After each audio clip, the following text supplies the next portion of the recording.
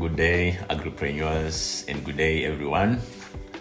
My name is Freddy Ndindana, your crop scientist on Easy Farming Africa. Right. Today, I would like to talk about the importance of agriculture in Africa as a whole and why, as a continent, from Cape to Cairo, it's imperative not to lose focus on it, right? To start with, agriculture is by far the single most important economic activity in Africa,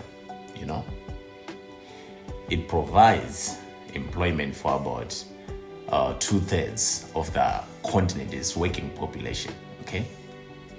So, agriculture has a massive social and economic footprint. To think of sub-Saharan Africa, more than 60% of the population of sub-Saharan Africa is smallholder farmers. And about 23% of sub-Saharan Africa's GDP comes from agriculture. Yet, Africa's full agricultural potential remains untapped. Right? Think of it. 60% of arable land is in Africa. Africa is endowed with a wide diversity of agroecological zones. These zones range from the heavy rainforest vegetation with biannual rainfall to relatively sparse, dry, and arid vegetation with low unimodal rainfall. This diversity is a tremendous asset, but it also poses a substantial challenge for African agricultural development. On the other hand, it creates a vast potential with respect to the mix of agricultural commodities and products which can be produced and marketed in domestic and external markets. Right? On the other hand, yes, the diversity implies that there are no universal solutions to agricultural development problems across the continent.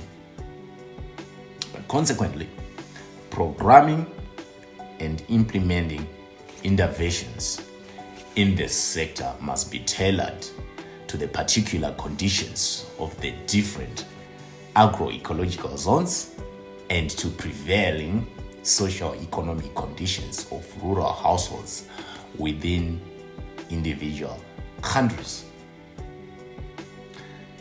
The need to sharply increase food production to meet the demands of a rapidly growing population, however, has remained paramount, very important.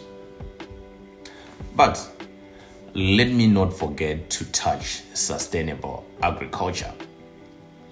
With changing climates and focus for more arid conditions, over the long term, sustainable agricultural practices should be at the forefront of the continent's efforts.